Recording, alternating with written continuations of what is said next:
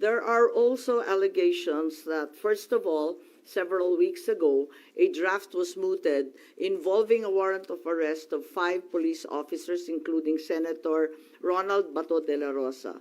Of late, there has been a rumor, once again, that the Vice President will in fact be issued by the ICC a warrant immediately.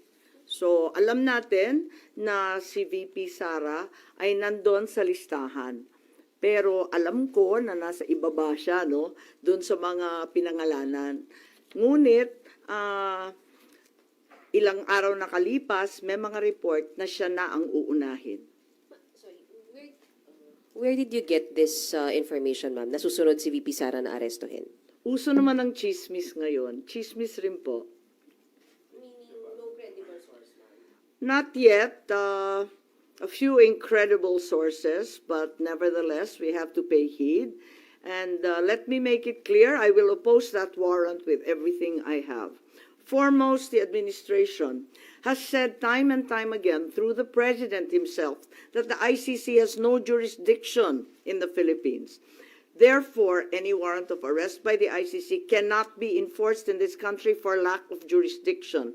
It is nothing, that warrant from the ICC, but a mere scrap of paper. Walang bale yun. In addition, there's no basis for the Philippine government to cooperate with the Interpol in enforcing an ICC warrant. The mere fact that a void warrant is transmitted through Interpol does not make it less void, does not make it valid.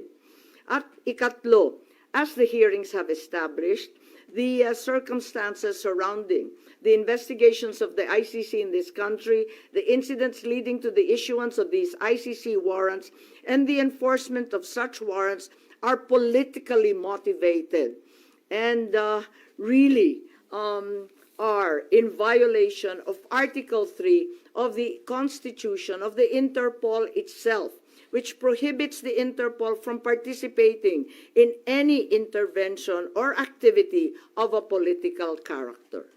Ma'am, sabi niyo, you will do everything para harangin sakaling magkaroon na rin ng arrest warrant laban kay VP Sara. Ano Well, po mga action ang gagawin niyo? Wala tayong balak na isuko ang soberanya ng Pilipinas at ibaliwala ang ating husgado.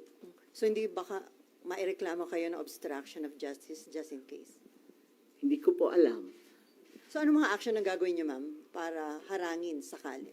Iniisip pa kung anong kailangan gawin dahil tulad nga ng sinabi ko, haka-haka pa lamang ito. Ngunit sa nakita natin sa mga nakaraang 2 taon, itong mga haka-haka, duda, suspetsa, madalas nagiging totoo. So may mga preparation na rin si VP Sara dyan sa chismis na natanggap niya, ma'am? Marahil po. Pero yung warrant na paparating para kay Senator Bato and other former police officials, credible na po yung source nyo dun, ma'am? Parang, kasi maliwanag yung listahan, pero andun siya sa sumunod na listahan ng ICC, di ba? Andun siya sa warrant, kaya't inaakala namin na yun na ang susunod. Pero hanggang ngayon, wala naman inilalabas at nagbago ang ihip ng hangin at ang balita ay si VP Sara.